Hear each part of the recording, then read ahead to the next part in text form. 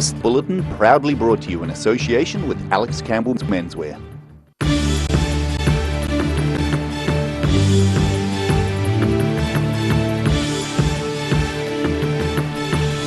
Tonight on the South Today, a Dunedin teacher set to retire at the end of the year says he's enjoyed living a double life.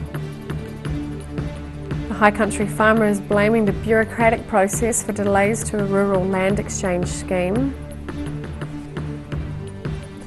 And the effects of COVID-19 on tourism are being keenly felt in a remote southern tourist destination.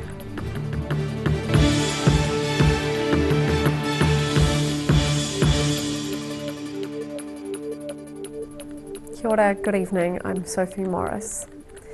One of the old masters at Otago Boys High School is set to retire this month, having taught many generations during his 4 decades of teaching.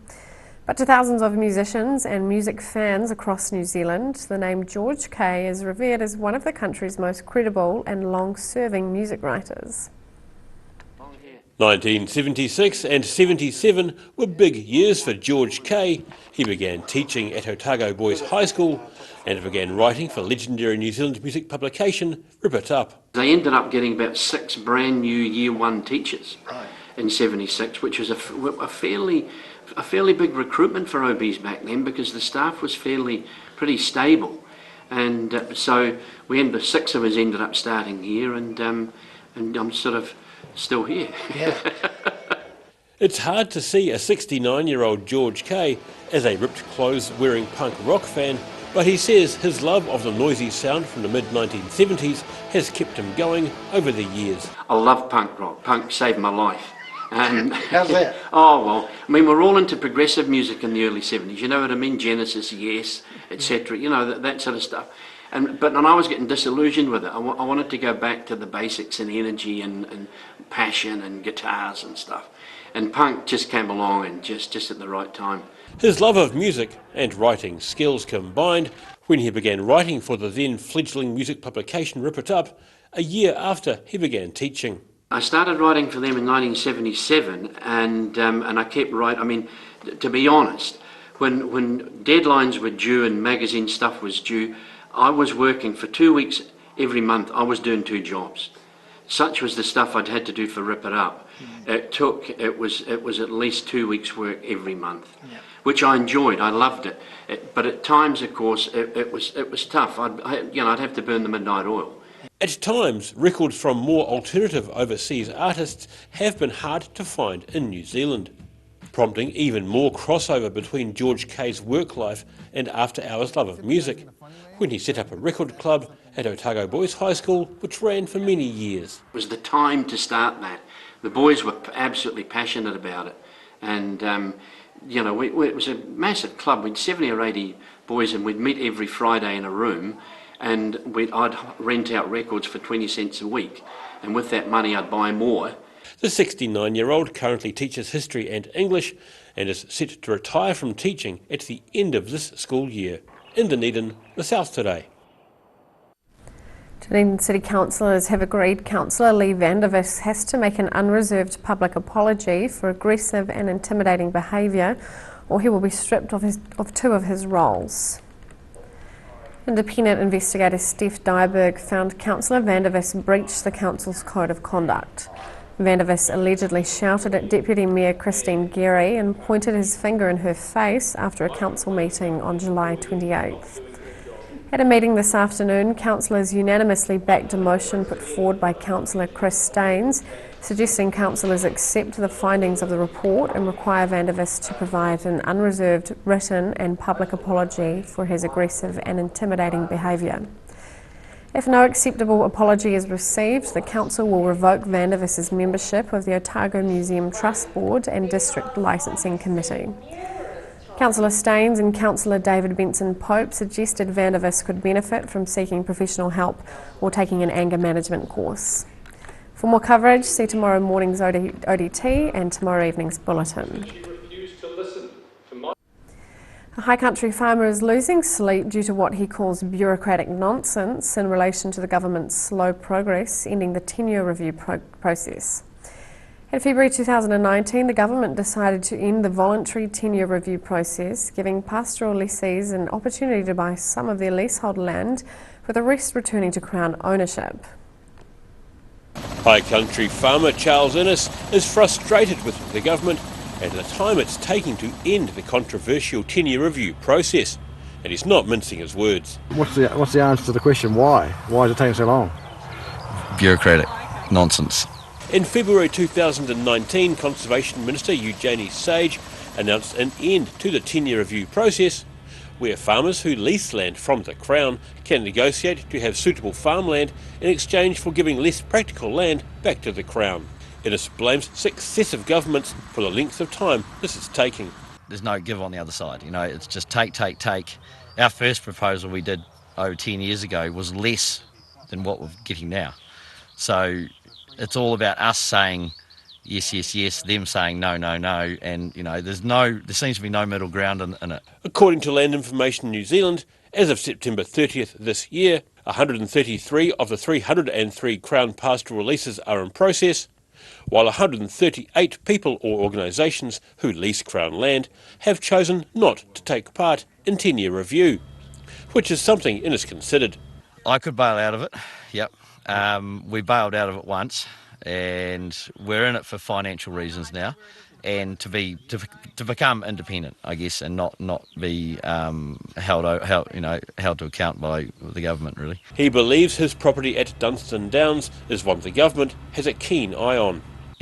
Especially some properties, they have their eye on certain properties, and this being one of them, they want that swath of land, The Innes family has held the 12,300 hectares of Dunstan Downs Crown pastoral release land, which neighbours the Lindis Pass, for 101 years. It first entered the review process 20 years ago and hopes it'll be completed next year. At Dunstan Downs, the South Today. A car crashed on Dunedin's southern motorway around midday today while the driver was trying to flee police. Police say they stopped the Honda hatchback on Wilkie Road because the vehicle was of interest to police. But when an officer approached, the car took off at speed. Police chased the vehicle south on the motorway, where it took out a power pole and ended up in a bush on the side of the road. The male driver was arrested at the scene. Tiano businesses have been struggling due to the absence of overseas visitors in what should be a busy season. The gateway to Fiordland is relying on domestic tourists to make up the shortfall. Te Anō is the gateway to Fiordland, but tourist numbers have been severely impacted this year. Firstly, after flooding closed the Milford Road and kept tourists away for over a fortnight, and then when the borders were closed due to COVID-19. Destination Fiordland manager Madeline Peacock says with children back in school, local tourist businesses are struggling. We've been really well supported by New Zealanders, which has been awesome. After the school holidays, now things have certainly dropped right off. This should be a really busy time of year for us, or starting to get into a busy time of year. But streets are feeling empty, and it's hard to get through that every day. Paul Johnson of Miles Better Pies says his family business has had to retailer its products to suit the wallets of New Zealand tourists. We sort of had to reinvent ourselves after COVID, and as we opened up again we had to sort of make our operation a little bit more cost effective. We had to make it more domestic orientated towards those sort of people. Businesses and tourist destinations such as Te Anō very much depend on each other. Tourism here in particular is very much about synergies. We need everybody to be open and operating. We need the accommodation providers so that people can stay. The activity people need the accommodation people. The accommodation people need things open for people to do.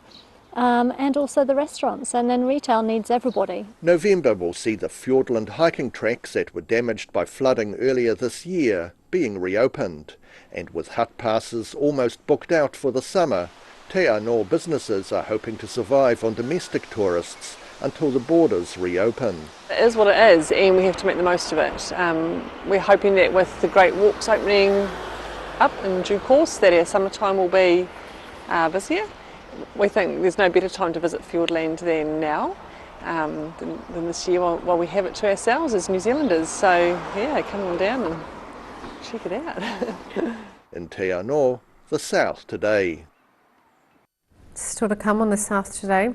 Records are broken at Invercargill's Great Little Train Show, and the Owaki Search and Rescue Team gets a new member with a strong sense of smell.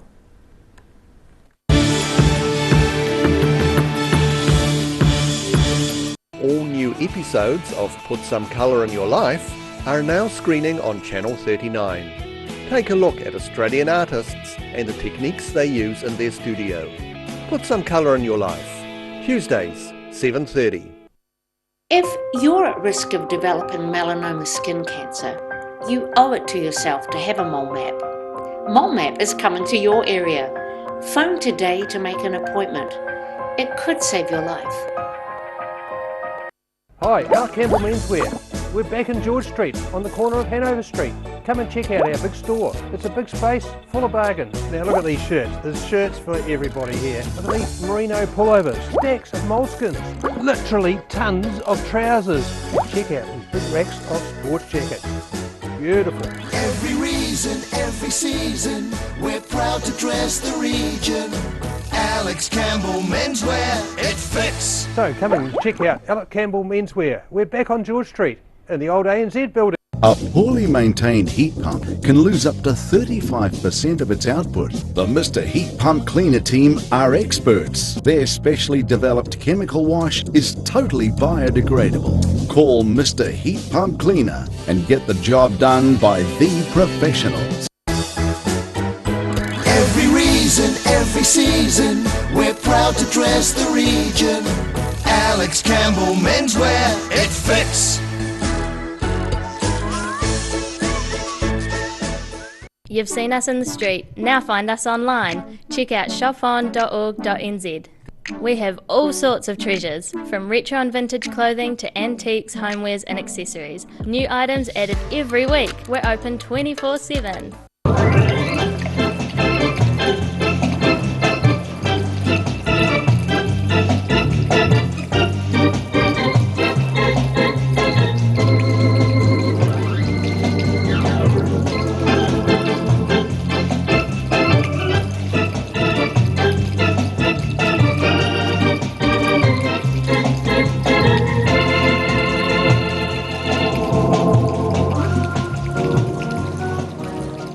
Inside are all sorts of innovations from all over China.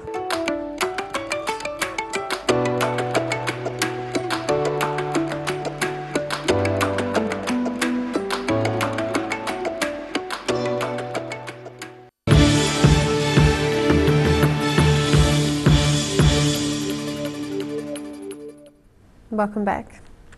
Fire crews were kept busy on the hottest day of the year with a number of fires around Dunedin.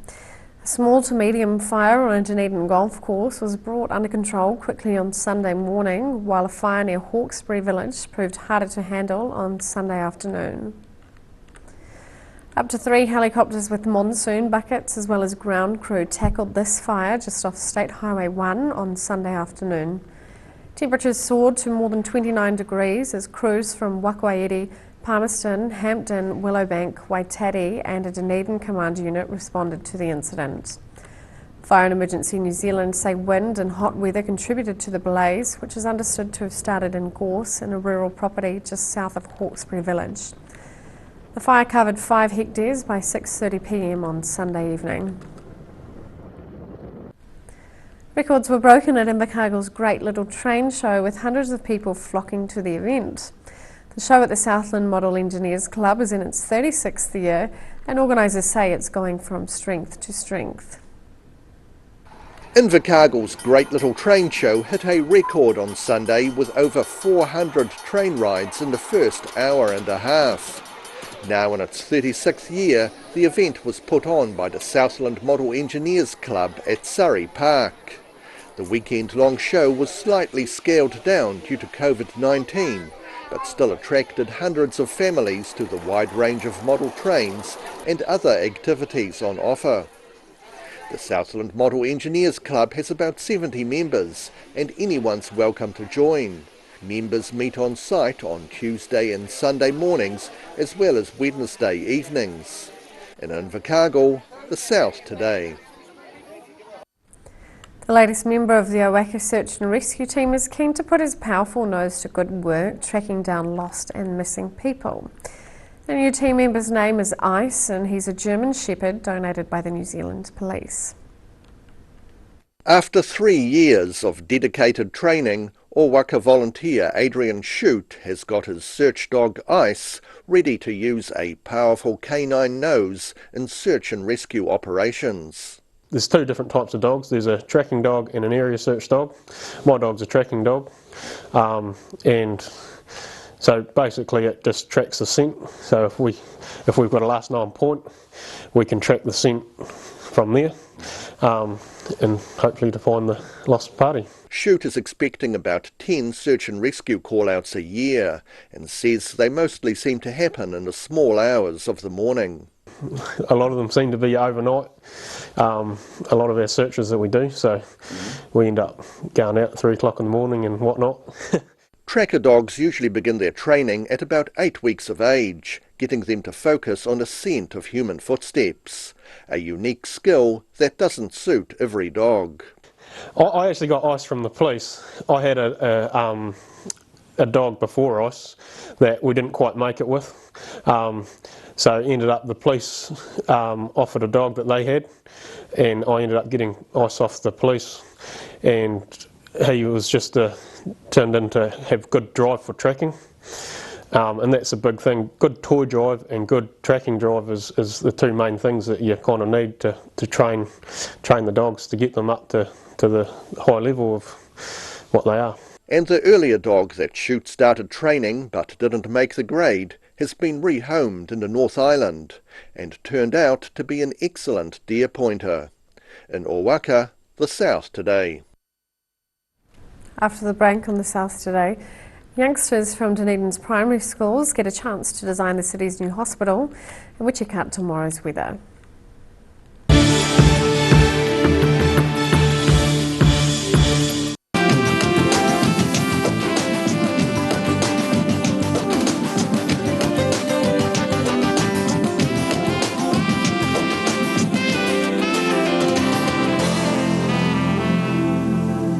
A poorly maintained heat pump can lose up to 35% of its output. The Mr. Heat Pump Cleaner team are experts. Their specially developed chemical wash is totally biodegradable. Call Mr. Heat Pump Cleaner and get the job done by the professionals. Every reason, every season, we're proud to dress the region. Alex Campbell Menswear, it fits. If you're at risk of developing melanoma skin cancer, you owe it to yourself to have a mole map. Mole map is coming to your area. Phone today to make an appointment. It could save your life. Hi, Campbell Menswear. We're back in George Street on the corner of Hanover Street. Come and check out our big store. It's a big space full of bargains. Now look at these shirts. There's shirts for everybody here. Look at these merino pullovers, stacks of moleskins, literally tons of trousers. Check out these big racks of sports jackets. Beautiful. Every reason, every season, we're proud to dress the region. Alex Campbell Menswear, it fits. So come and check out Alex Campbell Menswear. We're back on George Street in the old ANZ building.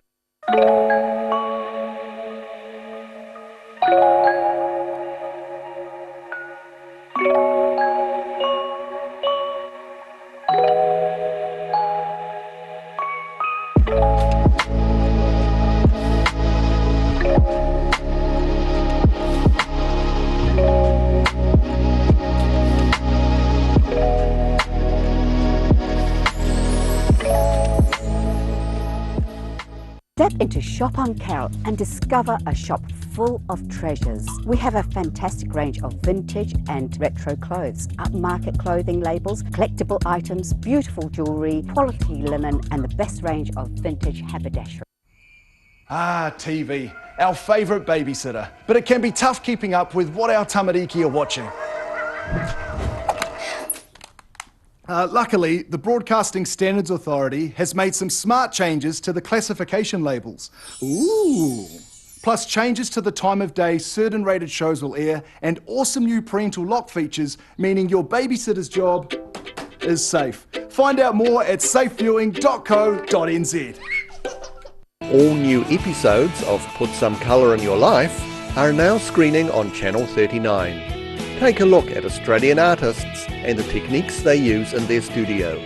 Put Some Colour in Your Life. Tuesdays, 7:30.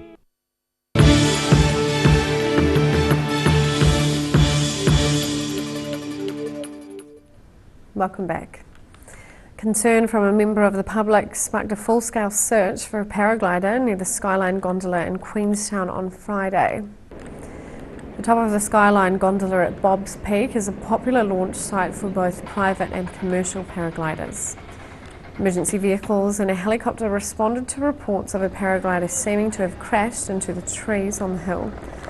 Police say the paraglider had successfully landed in a gully and it was a false alarm. Youngsters from 5 different Dunedin primary schools have had the chance to design the city's new hospital. The pupils came up with all manner of interesting ideas on what they think should be in a hospital. Children from 5 Dunedin primary schools have come up with their take on what features the city's new hospital should include. After receiving more than $300,000 in funding, the pupils visited existing health facilities and consulted with clinicians involved in the new hospital building project. So they've been talking to a lot of experts depending on the types of projects they've been doing. So we've had engineers in, we've had playground specialists, we've had people from the hospital, we've had people who have actually been patients in the hospital get their feedback. And the kids have learned a lot about how to empathise with people and how to design solutions for people using design thinking. Adults involved with the project have been praising the youngsters' visions of what facilities a hospital should contain. Yeah, I mean, we'd love for the DHB to pick up some of these ideas, but I don't think they've thought of a dinosaur sanctuary, which came out of the Year 2 project, and another one that caught my imagination was the llama farm. And the llama farm idea is that animals improve people's health and well-being, and so the llamas are there for that, and then the wool's used in the arts and crafts, and then it's used for patients that are going through chemotherapy for hacks and scars. So I thought that was a really nice idea of a progression, and just something probably the DHB and the Ministry of Health haven't thought of. Construction of the Dunedin Hospital is expected to take about 10 years. In Dunedin, the South Today. And now recapping tonight's top stories on the South Today. A Dunedin teacher set to retire at the end of the year says he's enjoyed living a double life. A high country farmer is blaming the bureaucratic process for delays to a rural land exchange scheme. And the effects of COVID-19 on tourism are being keenly felt in a remote southern tourist destination.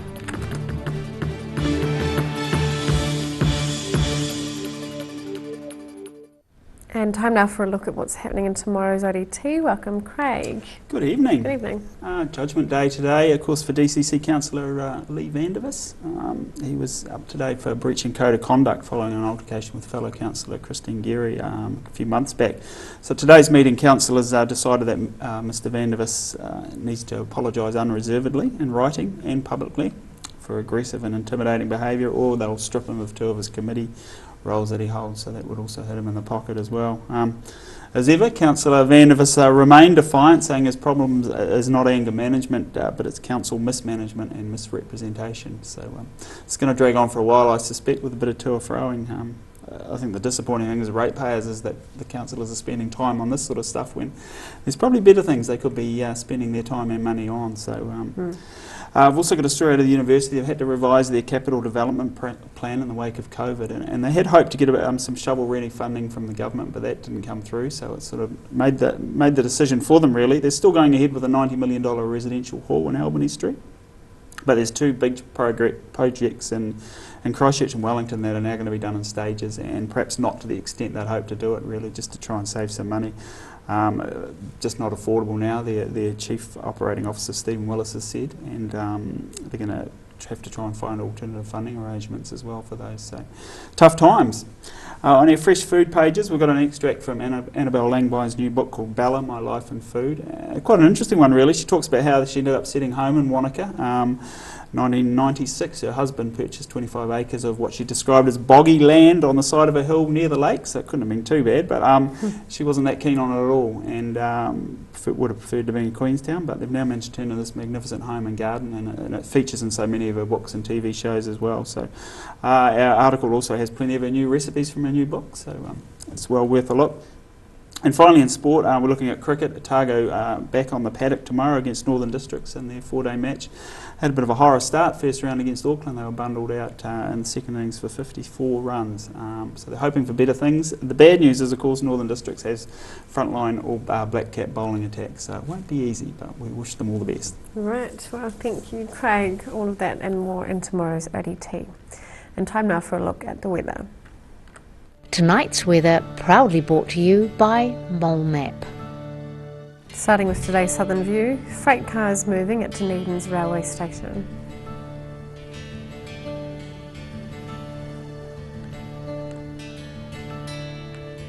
Looking at the situation, fine weather tomorrow but cloud increasing on Thursday as the next low pressure system arrives from the Tasman Sea.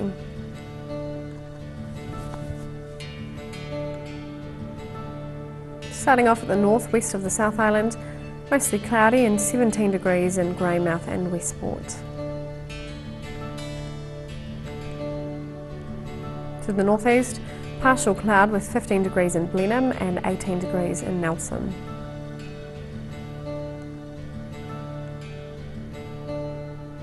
In Canterbury, partially cloudy with 14 degrees in Kaikoura and Christchurch and 16 degrees in Ashburton.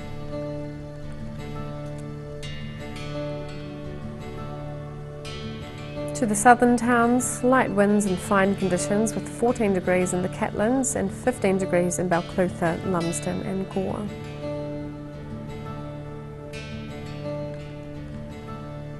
To central Otago, light winds and some high cloud in Wanaka, Queenstown and Alexandra with 17 degrees in Wanaka and Alexandra, 16 in Queenstown, and in Te Anau it's light winds, fine conditions and 15 degrees.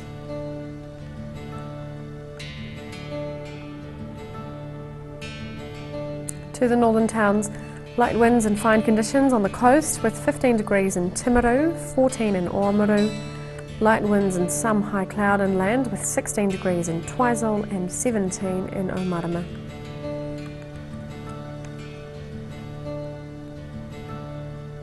In Dunedin, fine and cold tonight with an overnight low of 5, mostly fine and sunny tomorrow with moderate northeasterlies and rather cool temperatures. Cloud increasing from late afternoon, a high of 14 and a low of 9. Overcast on Thursday with fresh breezy cool northeasterlies, a high of 13 and a low of 8. And in Invercargill, fine tonight and frost possible with an overnight low of 0. Mostly fine and sunny tomorrow with scattered cloud and light easterly quarter winds, a high of 15 and a low of 8. Fine with high cloud and moderate northeasterlies on Thursday, a high of 17 and a low of 9.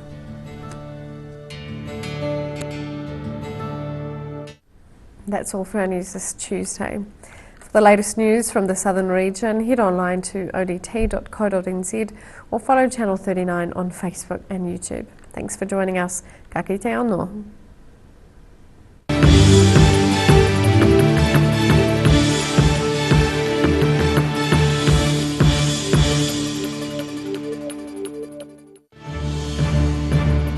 This bulletin proudly brought to you in association with Campbell Menswear. Supporting local content so you can see more of New Zealand on air.